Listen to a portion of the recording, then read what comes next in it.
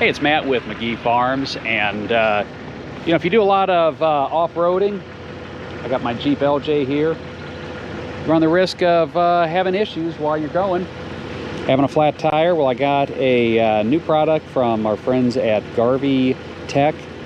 It's a high lift jack. We're going to get it out of the box, take a look at it, and we're going to try it out on my Jeep.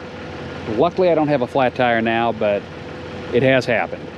So let's get it out and take a look at it, and we're going to go through a little bit about high lift jacks and how to use them. So opening up the box, it looks like it's all assembled, ready to go. Pretty straightforward. If I'm working at a shop, usually I try to use more of a floor jack, but on the trail, these are easy to mount to an off-road vehicle. Also, if you've got something that's jacked up pretty high, I use them a lot with tractors too, because of basically some of the bigger tractors being higher up off the ground. Take this packing material out, we'll get the jack out. Want to try to get it on somewhere with some good footing. What do we got here? There we go.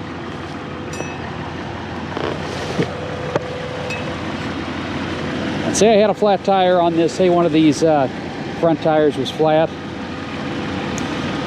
Well, you got your handle to crank it up or down. Get right here, this is going to be your contact point, and then you'll have in here basically how to adjust it where it's going up or down. So I'm going to get it started here and show you how it works. Okay, so I've got it set up and I've got it to where there's just barely tension right now on the Jeep.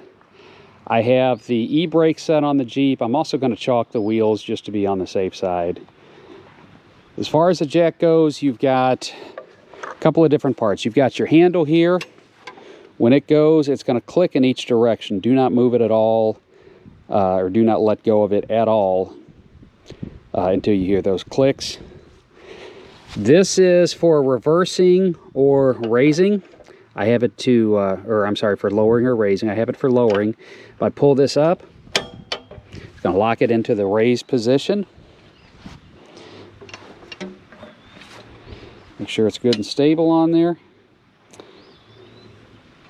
or good and stable footing on the ground. I have a contact here. I'm going to go down, you hear a click.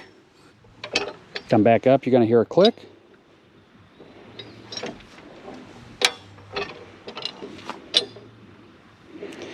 So, right now where it's kind of started raising it, I'm going to latch that in there. I'm right by a nice creek here. I really don't have anything to chalk this up on me. So, good piece of wood.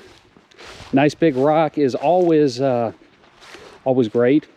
I'm going to grab me a big rock down here and just kind of block off the back wheel to be safe. Got a rock on the back just to help keep it from rolling back. Like I said, the e-brake is on. See, my buddy Tucker's in there. He came down with me. He found a skunk this morning, so I've got him pretty well cleaned off, but trying to keep him out of the house, but a little chilly. I don't want him outside because he's a little cold from everything. So jacking it up as we go, I'm going to take it all the way down.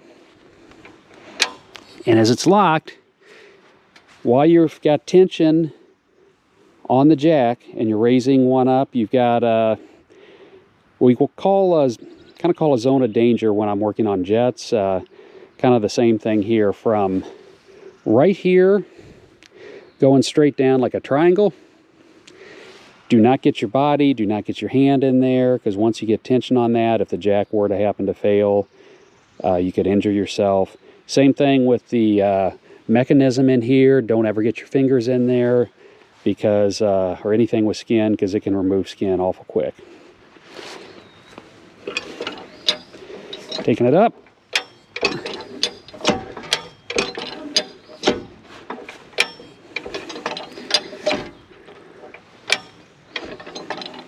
And always stay as clear, as far back as you can. Now, if you're changing a tire, before you would start this, you would want to kind of loosen up your lug nuts on your wheel a little bit, make them a little easier to get off. I'm not actually changing a tire, so I didn't do it. It's good on there, nice and stable.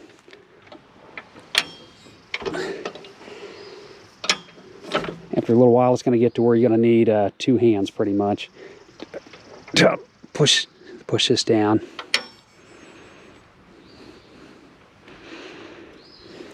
All right, and see, like I said, you want to get your base nice and stable. I'm on a little bit of a hill here, so when I lifted it up, it did kind of go at an angle, and the front end kind of shifted over. But I do have this front wheel up. If I needed to change a tire, I could change it at this point. Or, in this case, same as, let's just say I changed the tire, so now we're going to take it down. You've got a little trip lever right here that switches it to where it lowers.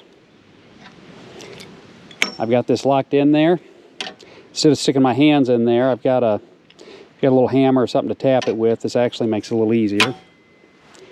Just this one's kind of stiff, but also I just don't like getting my hands in something like this.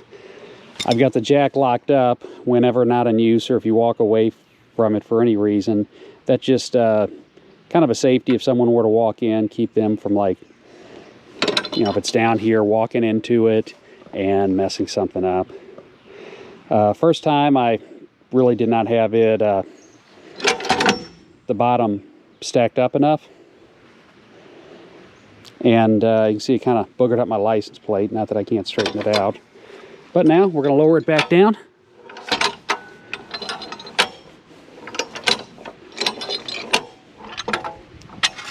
And that's a high lift jack. You always want to be careful with them. They work good. You just, you want to chalk everything up. They're great for if you've got Jeeps or trucks that are lifted up, or tractors that are kind of high off the ground. And this, like I said, this came from our friends at Garvee Tech. It's a newer company that I'm working with. They, so far what they've sent me has been really nice. Comes with a little bit of instructions here. Also kind of a parts list, where to lube, simple stuff like that. I'll put a link to Amazon, or their Amazon link, in the comment section of the video. It's Matt from McGee Farms. If you enjoy the videos, please consider giving us a thumbs up, subscribing to the channel, or sharing it with friends. Sharing it, it's all appreciated, and it helps the channel grow. Till next time, have a great day.